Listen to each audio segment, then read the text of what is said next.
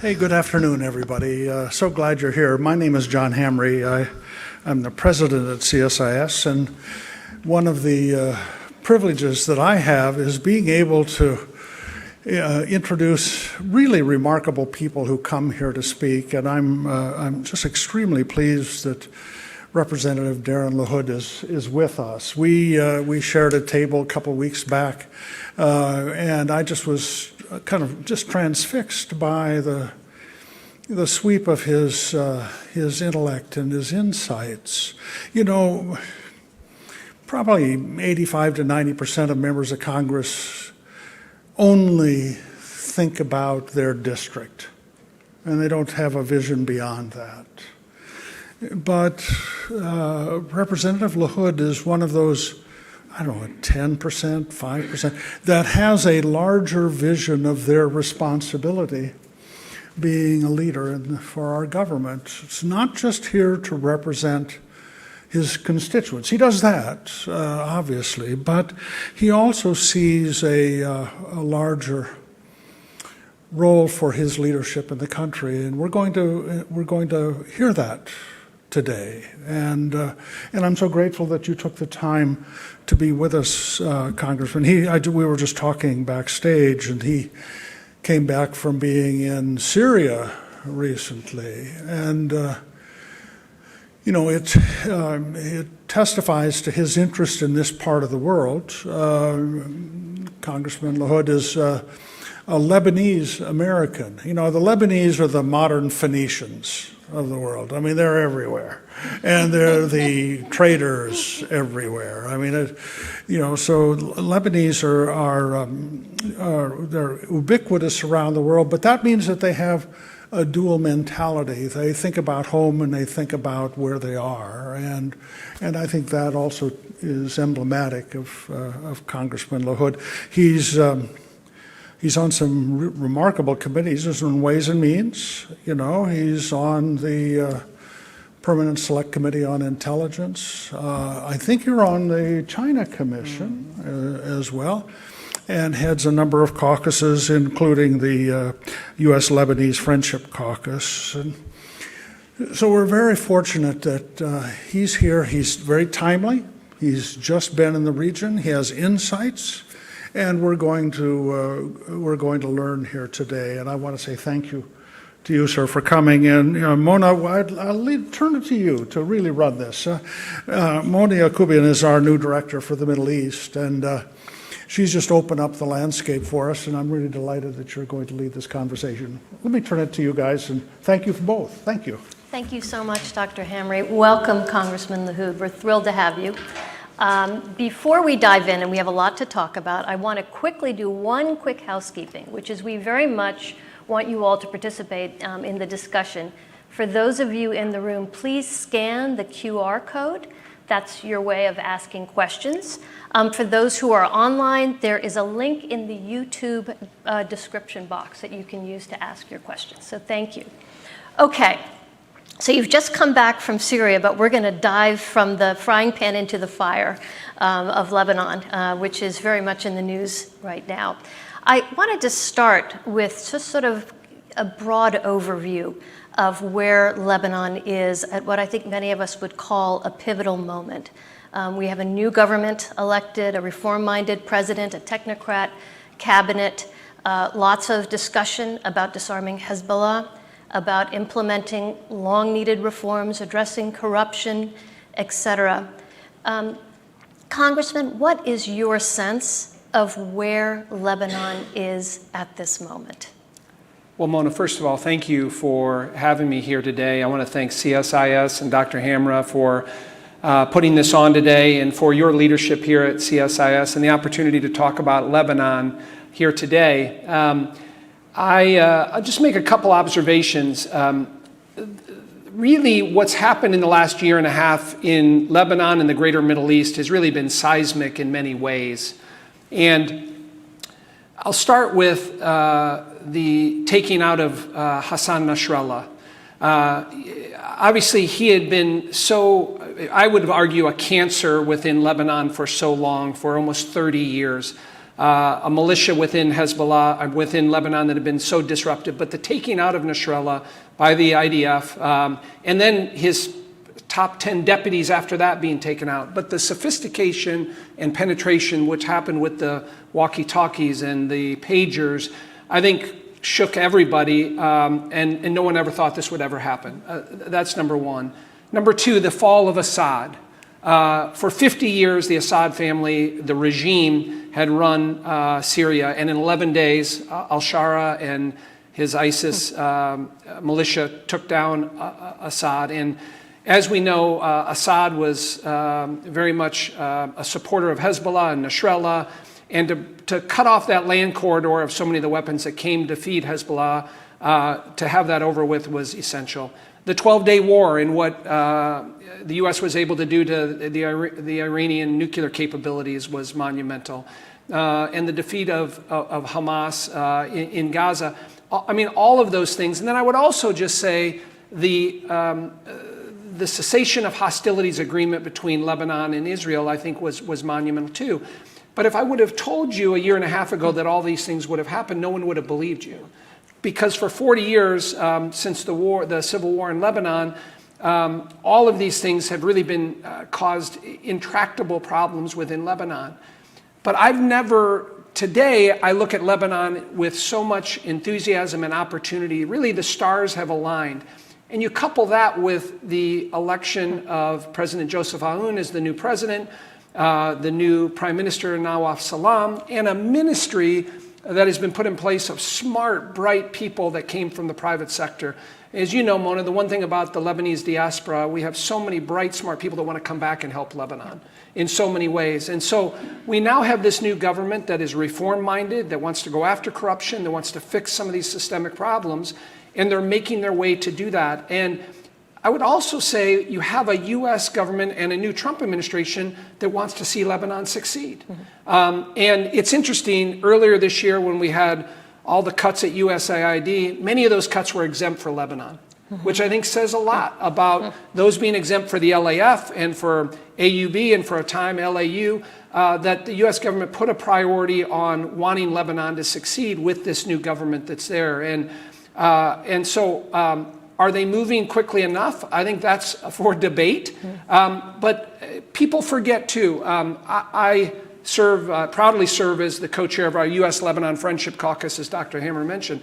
But when I talk to my colleagues about Lebanon, it's not simply black and white, as you know. It is a complicated country. It is a nuanced country. There's lots of history that's gone on there, and it's not always black and white. But the opportunity that this new government has, working with the Trump administration and allies in the Middle East, the path is bright for Lebanon.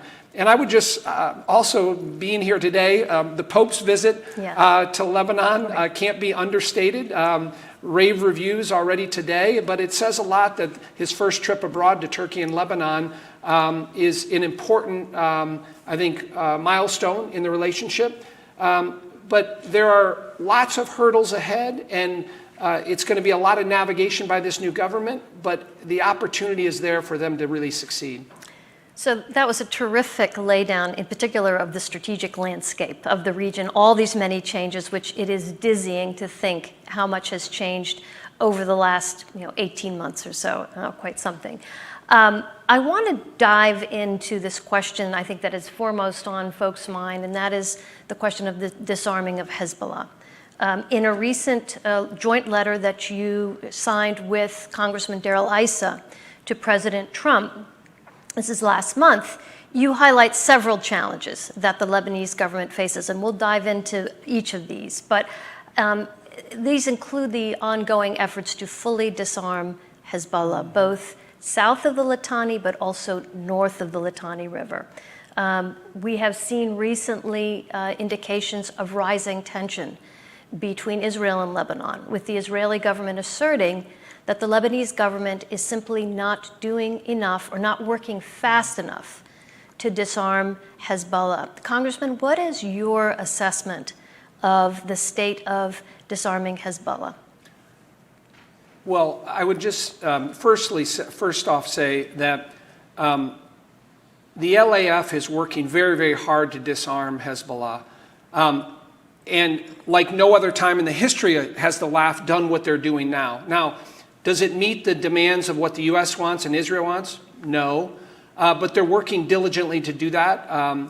But they're going to need some help and assistance on that. I would also just say I was in Lebanon in August. I went with General Lini and General Heikel to Nakura. I went and saw the 5 high points. I was south of Litani and went and saw what the LAF is doing on the ground to disarm Hezbollah. And it's remarkable in many ways in terms of what they're doing and getting the weaponry out of the area south of Litani. But this is a monumental task by an army and a military that doesn't have the capabilities that the U.S. military has or the IDF has to do that. And so they're making incremental progress. And one thing that's a little frustrating is people want them to move quicker, and obviously the Israelis do. But I ask this to our Israeli friends all the time: what is the definition of success? Exactly. What is that? And that is subjective in many ways to others. But I think there's a recognition, if you talk to General Lini and you talk to our military that are embedded with them, they're working hard to get that done. But and I would say south of Litani, we've made a lot of progress, not as much north of Litani. And of course, the Bekaa is still very much needs to be disarmed. And so, but there are a couple other inflection points to look at. There are no more weapons being fired, heavy weaponry fired from southern Lebanon into Israel. There are no more drones that are being launched from southern Lebanon by Hezbollah into Israel. And so there's been significant damage done to Hezbollah there. But in my view, I think we have to continue to work with the LAF. We have to continue to supply them with the equipment they need to do that. We got to continue to support them. And we have to work on this delicate balance with our Israeli friends to make sure that they allow the government and the LAF to do what needs to get done. And that's a difficult situation. I guess the other thing to think about is if you look at just recently, members of the National Security Council, Sebastian Gorka and Rudy Atal and a number of others were in Lebanon to have this conversation. Of course, we have a new ambassador there now, Michelle Issa, who's very engaged on this. But the other part will fall on the government of Lebanon to continue to make progress moving forward. And I think if they do that, they're going to have a willing partner with the U.S. to get this done. There's going to be some work that needs to be done with our Israeli friends. So let's stick with that question. And in particular, we're also just over a year from when the U.S. successfully negotiated a ceasefire between Israel and Lebanon. And yet, as we know, that ceasefire remains quite fragile. There are continued Israeli strikes almost on a daily basis. As you noted, the Israelis continue to occupy 5 monitoring or posts along the border. And again, there is this concern that Lebanon could once again become a major flashpoint, another area of conflict, even as soon as after the Pope finishes his visit, which is expected to conclude tomorrow. What needs to be done to strengthen the ceasefire between Israel and Lebanon? What role can or should the U.S. play in that regard? I have concerns about what could transpire, as you mentioned, after the Pope, because the Israelis are becoming more and more frustrated. But I think this is where the U.S. and the administration has to take into account the situation and the delicate situation that the Lebanese government and what President Aoun is doing right now. And that balance, I think, is tough. But I will also say this. One thing that was striking to me, being in Lebanon in August and last December also, was support for the U.S. has never been stronger in Lebanon. And what I mean by that is the cessation of hostilities never could have been done without U.S. leadership. The mechanism that was put in place that currently involves CENTCOM with the U.S., the LAF, and the IDF, where on a daily basis there's this mechanism in place where we monitor what goes on in the South. It would have never happened without U.S. leadership. The election of Joseph Aoun was done with a great deal of help from the U.S. The support for the LAF has come almost exclusively from the United States. The maritime border that was done a number of years ago was done because of U.S. leadership. And so I think there's a recognition in the country that the U.S. is the one that can help Lebanon succeed. Not the French or others, it's Lebanon leading, it's U.S. leading the way on that. My only point on that is, as we think about the Israelis and getting them to better understand the precarious situation that the current government is, there has to be some understanding there. And I think what we saw separate, the end of the Gaza conflict would not have happened but for President Trump coming in and telling them enough is enough. Right. That has to stop, and we have to put in place a ceasefire. That happened, and thank God that is currently being implemented. So I think we're going to have to use that same level of forcefulness and that delicate balance to work with our Israeli counterparts on that. Can I draw you out just a little bit further? As you referenced Gaza and the role that President Trump played and that the U.S. administration played. Do you think this is a moment for sort of more forward-leaning U.S. engagement and sort of leveraging of our influence with Israel with respect, again, to this potential for conflict to once again erupt in Lebanon, which really would not be in the interest of the Lebanese, the Israelis, or the region? Can you speak a little more about that? Yeah, I mean, obviously I don't speak for the administration. I have a lot of respect for Secretary Rubio and the national security team and people like Tom Barak and Morgan and others that are involved in the space and communicate with them often. But I think there's a recognition that we're all in for Lebanon and we want Lebanon to succeed. And this is the backdrop of, eventually normalization with Israel as it relates to Lebanon and Syria and maybe an Abraham Accord. I mean, that's, I think, one of the goals. I don't speak for the administration of this. And so when you think about all of the changes that have occurred and the opportunity now to move forward with those, there has to be a cooperation with the Israelis on that and a recognition. But I will also say that the LAF has to move quicker. The Lebanese government has to move quicker on disarmament. And part of that is you need to meet tangible goals. You need to show that you're doing things, taking weaponry, holding people accountable, arresting Hezbollah members, and showing that you're moving towards that goal of full disarmament. And I think, again, there can be more work and more effort and a more robustness by the LAF and the government on there. And I think that will help, with the Israelis. So I want to turn now to the domestic situation in Lebanon, because I think we've talked quite a bit about disarmament and ceasefires and so forth. But as you rightly note, this is a pivotal moment in Lebanon's history, and it's an extraordinary moment with respect for prospects for reform and really putting the country on a more stable trajectory. Once again, referencing the letter that you and Representative Issa co-authored. In that letter, you flag the upcoming May 2026 parliamentary elections. And there you underscore the need for the Lebanese diaspora to be able to be fully represented across all seats of the parliament, as opposed to only 6 seats in the parliament as laid down by the 2017 electoral law. That law was held in abeyance or suspended, and in fact, in most recent elections, the diaspora had full voting rights, but has it not been enshrined in any sort of law going forward? What efforts are being done to permanently ensure full diaspora voting rights? And related, are you at all concerned that the 2026 elections could be postponed? Well, I would view if they postpone the May 2026 elections, Lebanon's going backwards.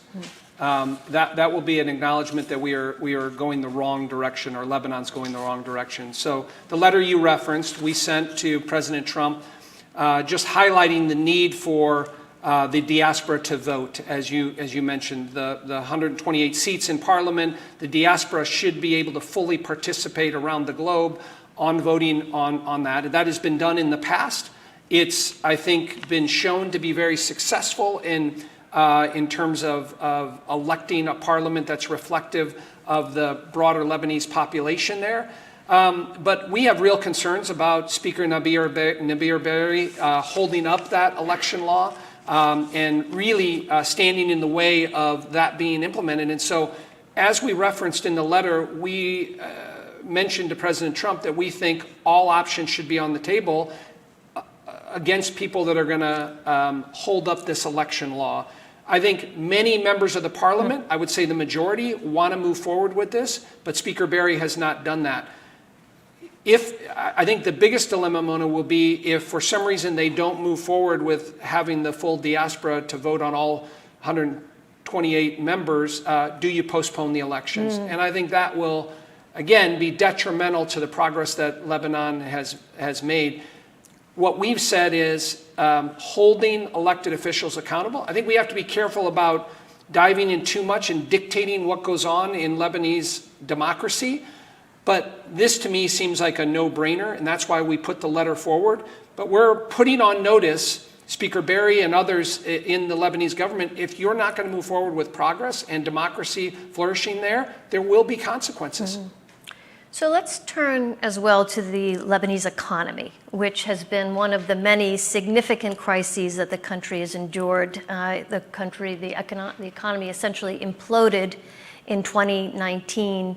It was a meltdown that the World Bank deemed one of the worst global crises since the mid-19th century, really due to corruption and a very badly managed banking sector that many liken to essentially a glorified Ponzi scheme.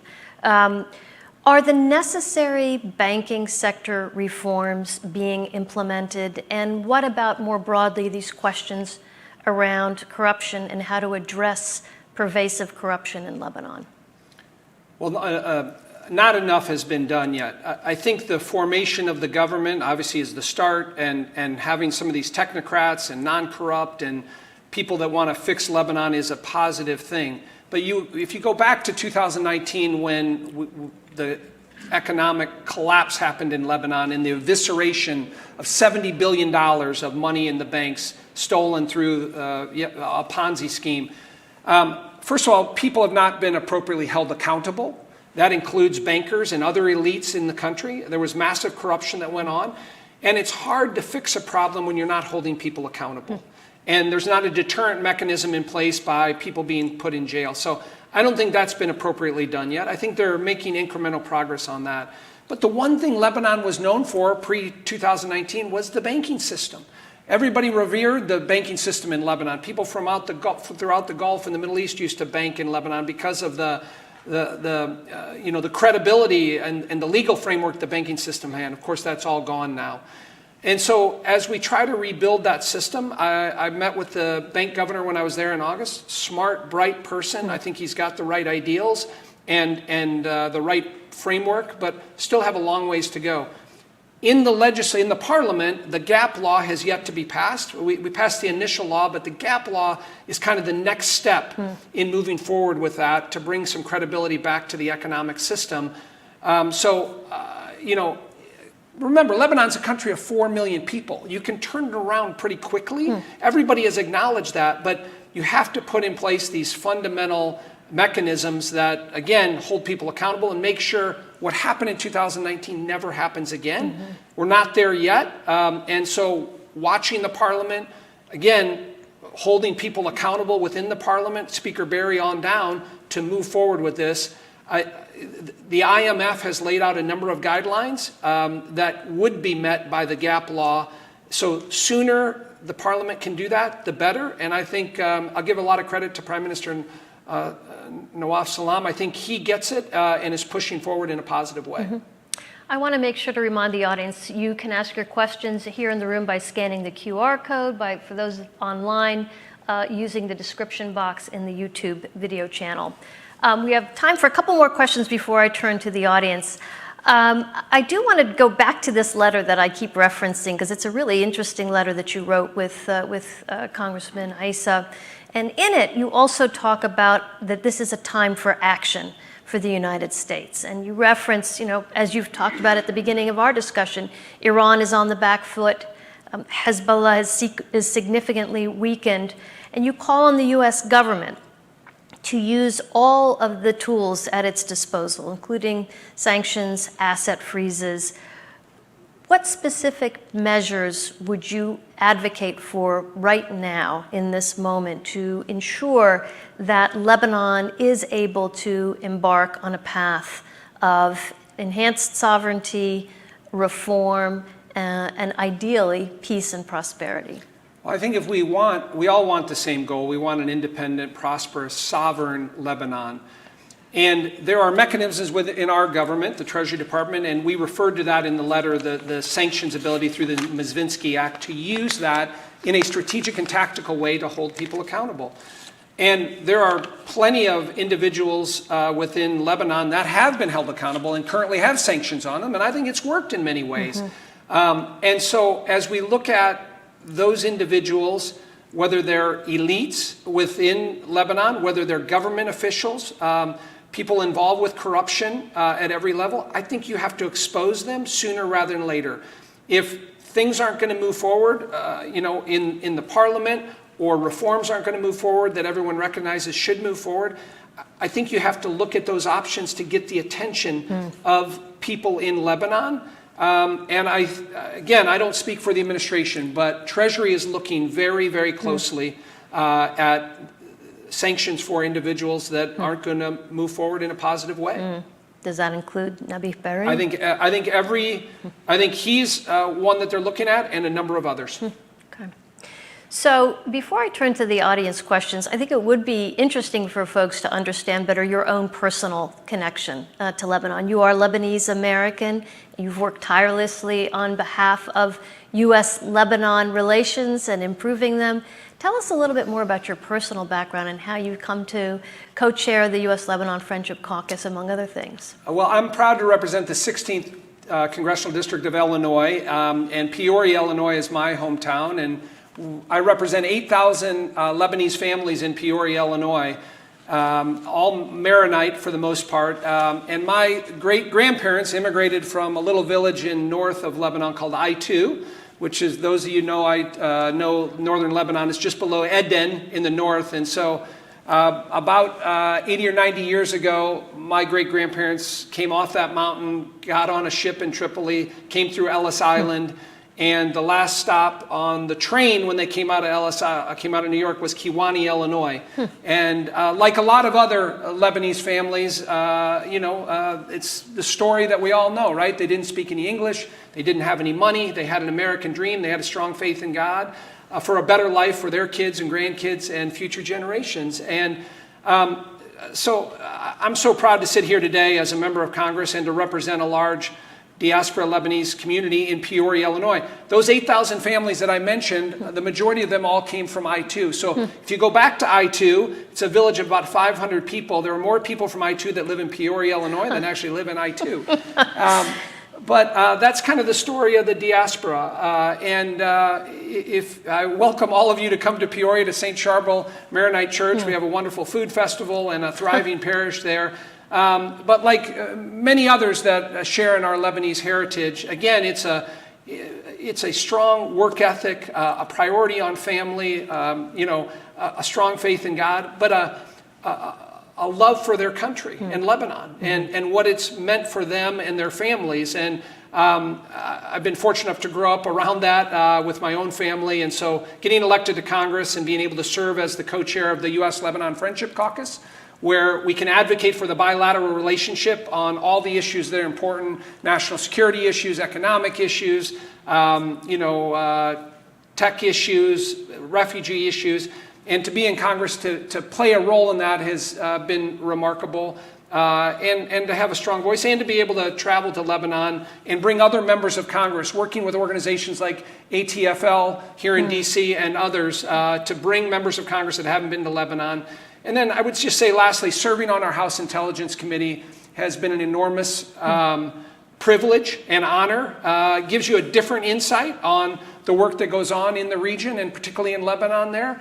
And I also remind people, Mona, when we talk about the U.S.-Lebanon relationship, we're about ready to embark on a $1.5 billion new embassy in Beirut, or in Juni. That is the U.S. Embassy in Lebanon. And I think that highlights and shows how important Lebanon is to the U.S. on this massive embassy that will be maybe the largest in the Middle East when it's all completed here. And that the U.S. is there to stay, not going anywhere. So let me turn to questions, and I want to start with one from my colleague and predecessor, John Alterman, who asks, what are the three most important things the Trump administration should focus on doing in Lebanon and in true John fashion? And what are the 3 most important things it should absolutely not do? Well, I think the first thing is there are specific things the LAF needs mechanically. They need, I mean, we can get into it. There's a wish list of things they need to properly disarm what we all want them to do. And that's trucks, that's equipment, that's Humvees, it's technology related to communications equipment. It's some UAS technology that they need in the South. And so that's slowly being implemented, but sooner rather than later, I think that has to happen. So I think that's one thing that has to happen. I think we got to continue to support President Aoun and Prime Minister Salam. I think they're the right people for Lebanon, and continuing to work with them is going to be important, and continue to have a strong relationship with them. And then I think also we have to continue at the highest level with whether that's our new ambassador, Michelle Issa, and others in the NSC to continue to support Lebanon moving forward. I think, and to do that publicly. On the economic front, obviously when disarmament is successfully done, there's a lot of money on the sidelines from the Gulf countries, the French, and others that want to come in and rebuild the South. I think one of the keys for a successful Lebanon is a moderate Shia population that wants to be embraced in Lebanon. And we have to not forget that we have to embrace a moderate Shia population. That's the nature of the makeup that we have in Lebanon. And so not forgetting that, I think, is important from our government standpoint. And then the 3 that we should not do, obviously we can't abandon Lebanon at this point. We got to continue to support them.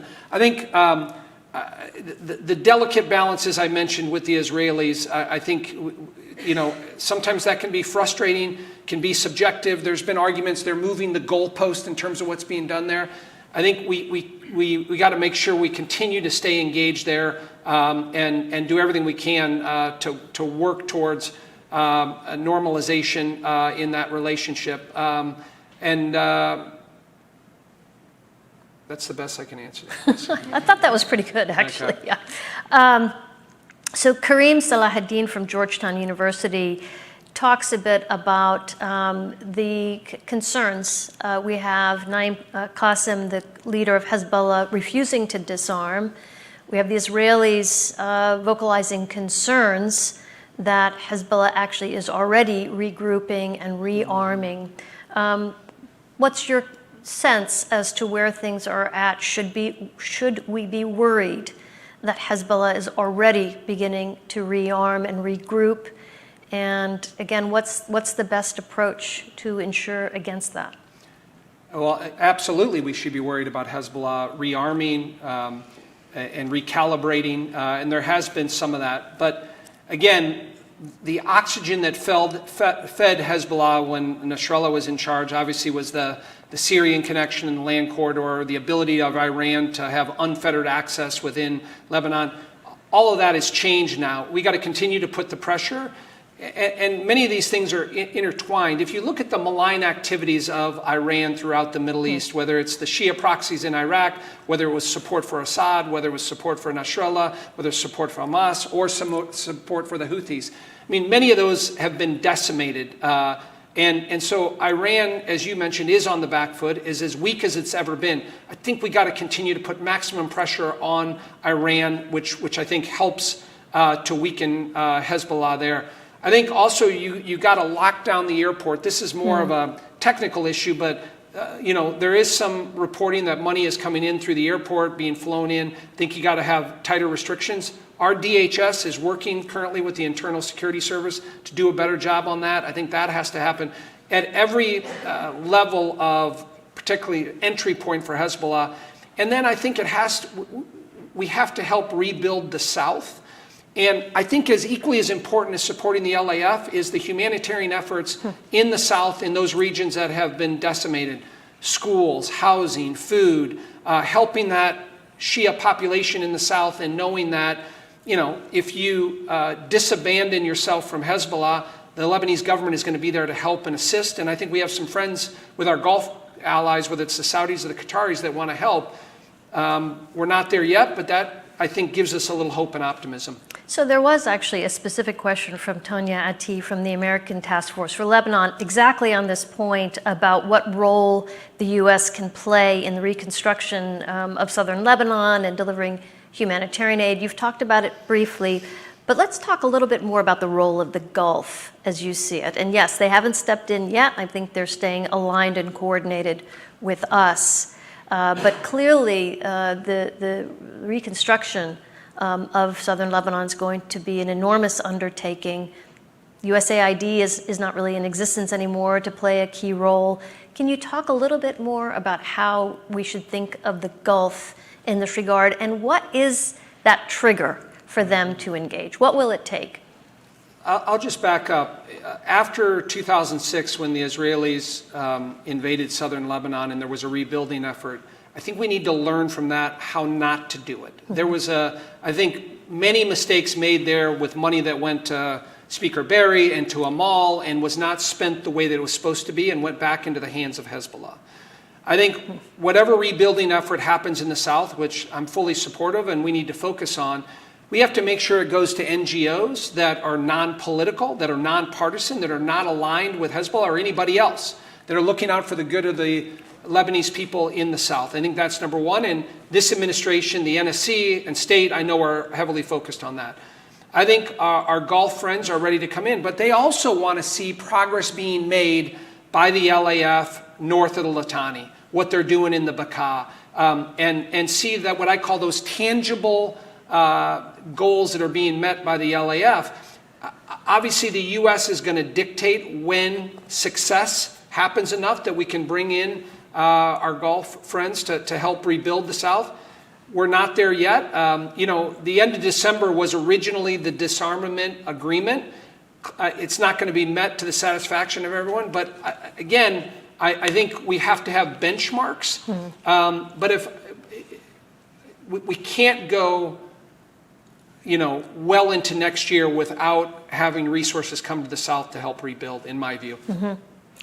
So, I want to maybe draw you out just a little further, because this question of sequencing between disarmament, reform, and reconstruction, how do we think about, it's sort of a chicken and egg proposition in a sense, right? The longer that this goes on, the longer Lebanon goes on without reconstruction aid flowing in, the harder it is, to kind of push back on Hezbollah, which will retain that area under its influence. How do you see the sequencing of how these steps should be taken? I will acknowledge that the Trump administration is very impatient. And I think they've learned from the past that sometimes, it's not only Lebanon, but foreign governments sometimes try to wait out a current administration by lagging behind, not meeting goals, and so they wait to try to see for the next election whether that'll change things. I don't think you're going to find that with this administration. I think they're keenly focused on goals being met to have these things done. And so, what worries me a little bit is if Lebanon doesn't meet a number of these goals and the LAF doesn't meet these goals, that Israel is going to come in harder from a military standpoint. And that, the longer we go, that those necessary rebuilding dollars and reforms that need to happen. But your question, I think everything can happen at once, right? We can have the economic reforms, the election that should happen in May, the disarmament of Hezbollah. Now is the time for Lebanon to step up and do this. Yep. And it takes some risk by President Aoun and Prime Minister Islam, but it's never going to get better than the atmosphere we have right now. That's the bottom line. There will never be a more opportune time now for Lebanon to succeed. And are there risks involved? Of course, but the risks are much more minimal than they have been in the past. So I do want to just draw you out a bit on these economic reform, banking sector reform questions. The IMF has expressed some frustration. I'm now looking at a question from Timothy Kaldas from the Tahrir Institute for Middle East Policy. And he references IMF frustrations with the obstruction from the banking lobby in Lebanon, from entrenched interests in Lebanon that are sort of impeding progress on the gap law, some of these other very critical reforms that have to take place in order for the country to really get on a much more stable footing. What kind of a role do you see the U.S. playing in supporting legal and financial accountability in order to unlock some of this IMF funding? Well, I mentioned earlier that a number of our Treasury officials were just in Lebanon earlier in November. And there were a number of reasons why they're there, but it was clearly to look at the banking sector and progress that had been made or not been made by the bank governor there. But I think they're looking at, again, sanctions that have been used in the past by the Treasury Department of going after some of these banking elites, banking moguls that had been involved with the corruption and the implosion of the economy in 2019 that have not been held accountable. So I think that's one way to get the attention of some of these people that have not been held accountable. So I think that's on the table now. And I think you have to continue to push the parliament to have these reforms. The IMF requirements, in my view, are not, are not overly complicated things to meet by the Lebanese government. And there's a lot of resources and money and things that can be unlocked if they're able to meet these things. So I think you got to continue to stress that at the highest level. But goals have to be met, changes have to be made, and if they're not, I think there'll be consequences. So one issue we haven't touched on too much is the question of Syrian refugees in Lebanon. And my colleague Will Todman notes that with huge cuts to foreign assistance from the U.S. and other Western donors and record UN shortfalls, is there still a role for the U.S. to play in supporting refugees and helping Lebanon host them? I think this gets into what happens in Syria, obviously with President al-Shara and his government getting itself on its feet. I hope we'll vote later on this month on getting rid of the Caesar Act sanctions, which will open up the economy there. But if you look at the refugees that have been in Lebanon from Syria, the majority of them are Sunni women and children that are from the northwest part of the country. Now, some of them have gone back, but the economics, I think, will slowly change to allow them to go back there. It's not as big of an issue as it's been in Lebanon, but I think now there's no better time to have those refugees in Jordan and obviously in Lebanon to go back there. There are certain things that have to be met by the UN, and I understand that, but getting them out of Lebanon and out of Jordan over the next year should be the goal of the administration. So we're coming toward the end of the time that we have together, and I want to conclude with a question from Clayton Thomas, who works for the Congressional Research Service. And he notes congressional support for Lebanon, or certainly at least the LAF, seems to have increased since 2023. With fewer members voting against appropriation amendments to ban support for the LAF. And this might be a question I don't know if it's a question to conclude on, but one that you could wrap some of your broader thoughts into. How do you feel congressional dynamics on Lebanon have shifted in recent years? And what do you think are the most important things your colleagues know about Lebanon and U.S. policy toward it? Well, as I mentioned earlier, part of our job on the U.S.-Lebanon Friendship Caucus is educating our colleagues on the nuances and complications of Lebanon, explaining the confessional system and what happened in Lebanon after the war, and that you have a Shia population, a Sunni population, a Christian population, and a Druze population, and how unique Lebanon is. Most people don't understand that. But the uniqueness of that democratic system that you have in Lebanon, you couple that with the fact that the LAF, in my view, is the glue and the stability that's kept the country together over the last 30 plus years, primarily with U.S. support. If it wasn't for the LAF, it would have been a lawless country in many ways. And so it's been a good investment of taxpayer money with the LAF to support that. I think that's number one. The other thing is, on a daily basis, we have about 30 of our military personnel embedded with the LAF to make sure that Hezbollah hasn't infiltrated that. But when we have this appropriations every year on funding Lebanon, it literally takes talking to members of Congress, explaining to them, what's true and what's not true, and showing them some of the successes we've had in Lebanon because of the LAF and the support that they've had in the country. I think that's number one.